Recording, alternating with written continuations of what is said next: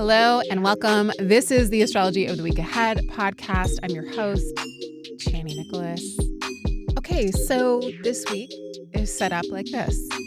Monday and into a good amount of the week, we've got great conversations. We've got good ideas. We've got innovative plans coming through. And then we get to like Thursday and things get lost.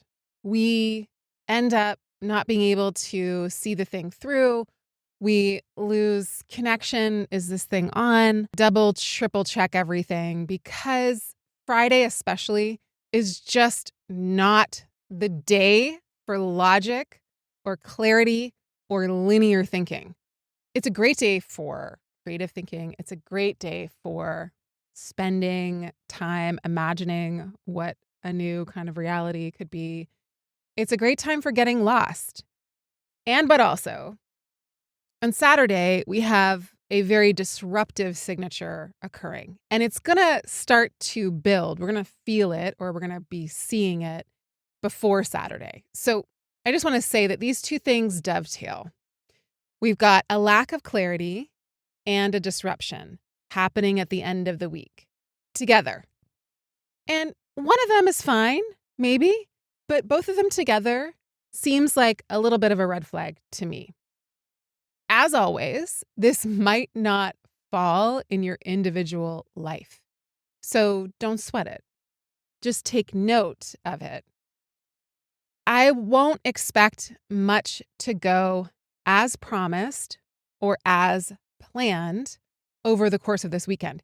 That doesn't mean that things won't go well.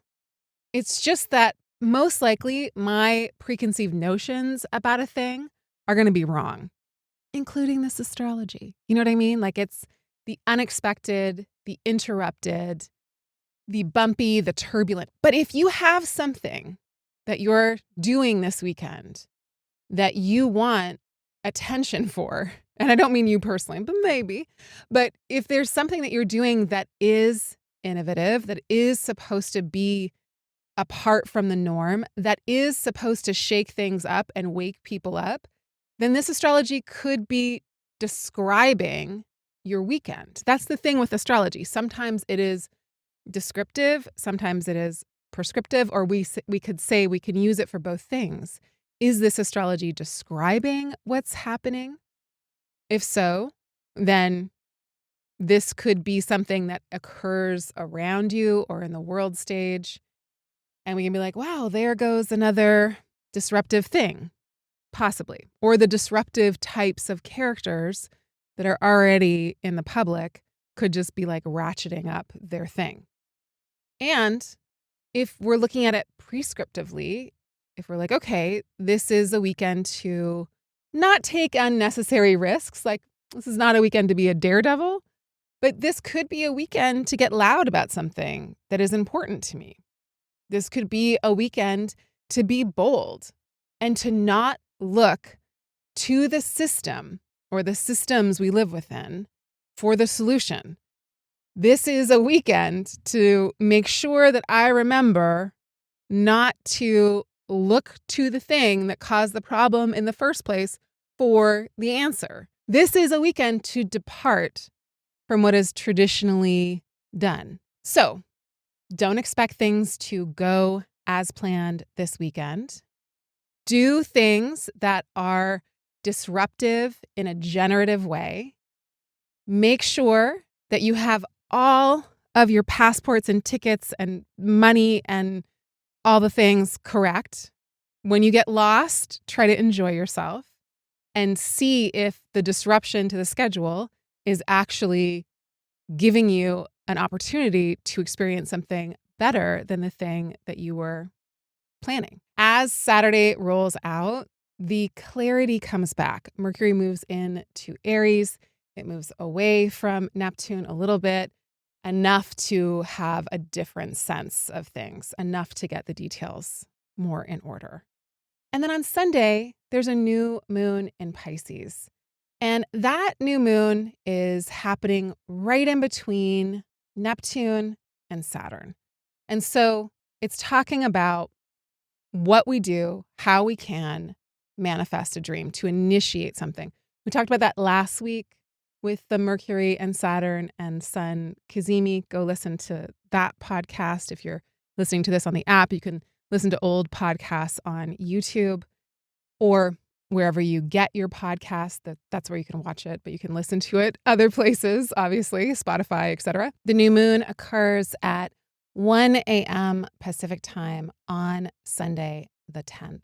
So we can think about the weekend being, yes, a little confusing at the very beginning, definitely disruptive, possibly innovative, possibly spurring us into a very unconventional for us action, but a necessary one. And then we can think of Sunday as a time to recommit, get, again, clear on a dream or a goal, and also clear about what that is going to take from us and what it is we want to commit to. But it is a beautiful time to seed our intention to work towards something that we are aspiring to. It's in Pisces. It is about aspiration. It is about dream. And I don't mean like hashtag goals and hashtag inspiration. I mean literally what inspires you.